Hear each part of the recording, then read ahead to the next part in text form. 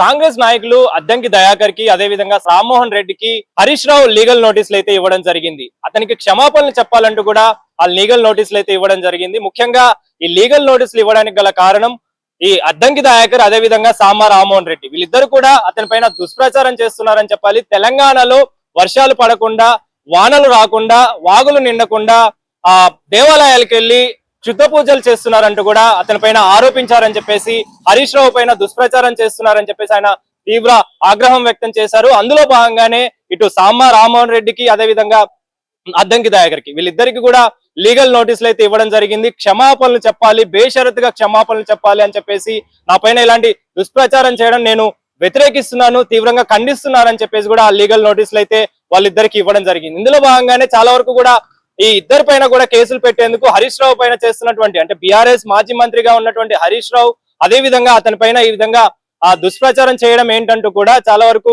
కేసులు పెట్టడానికి కూడా బీఆర్ఎస్ తరపున శ్రేణులు కావచ్చు, కార్యకర్తలు కావచ్చు, నాయకులు కూడా వెళ్తున్న పరిస్థితి మనకు కనిపిస్తుంది. రాజకీయంగా ఒక రకంగా దుమారం రేపుతుందని చెప్పాలి ఈ ఇష్యూ. ముఖ్యంగా మాజీ మంత్రి హరీష్ రావుకు సంబంధించి బీఆర్ఎస్ విషయంలో ఈ వానల విషయానికి సంబంధించి కావచ్చు చాలా వరకు హరీష్ రావు మీటింగ్స్ పెట్టడం ఇవన్నీ చేస్తున్నాడు కాబట్టి, ముఖ్యంగా కాళేశ్వరం ఇష్యూలో ముందుకొచ్చి మాట్లాడుతున్నాడు కాబట్టి ఈ విధంగా వ్యవహరిస్తున్నారని చెప్పేసి బీఆర్ఎస్ తరపునటువంటి నాయకులు కావచ్చు, శ్రేణులు మాట్లాడుతున్న పరిస్థితి. అందులో భాగంగానే ఆయన పైన ఈ విధంగా కుట్ర పన్నడం, ఈ విధంగా దుష్ప్రచారం చేయడం ఖండిస్తున్నామని చెప్పేసి కూడా కేసులు పెడుతున్న పరిస్థితి మనకు కనిపిస్తుంది.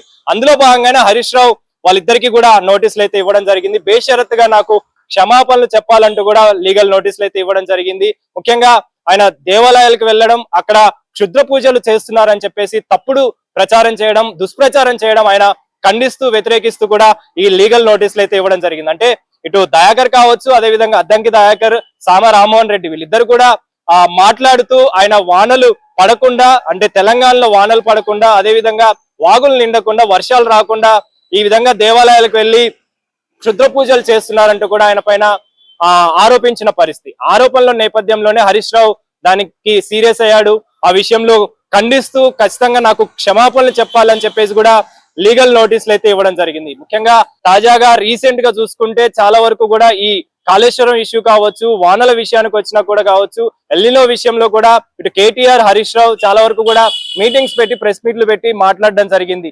అలాంటి సమయంలోనే ఈ విధంగా హరీష్ రావు పైన ఆయన వాళ్ళిద్దరు కూడా ఆరోపణలు చేయడం అనేది ఒక రకంగా చర్చనీయాంశంగా మారిందని చెప్పాలి. అందులో భాగంగానే హరీష్ రావు పై ఈ వ్యాఖ్యలు చేసినటువంటి అద్దంకి దయాకర్ అదే విధంగా సామా రామ్మోహన్ రెడ్డి వీళ్ళిద్దరు కూడా ఖచ్చితంగా క్షమాపణలు చెప్పాలంటూ కూడా హరీష్ రావు లీగల్ నోటీసులు అయితే పంపడం జరిగింది. మరి ఈ లీగల్ నోటీసుల పైన అటు అద్దంకి దయాకర్ అదే విధంగా రామ్మోహన్ రెడ్డి వీళ్ళిద్దరు కూడా ఏ విధంగా స్పందిస్తారు, ఎలాంటి సమాధానం ఆయనకి ఇస్తారనేది మాత్రం తెలియాల్సిన పరిస్థితి మనకు కనిపిస్తుంది. ప్రజెంట్ అయితే రాజకీయ పరంగా ఇది దుష్ప్రచారానికి సంబంధించి కావచ్చు, ఆయన పైన చేస్తున్నటువంటి కామెంట్లు అదే విధంగా ఆరోపణలు కావచ్చు, వాటిపైన రాజకీయంగా చర్చనీయాంశంగా మారిందని చెప్పాలి.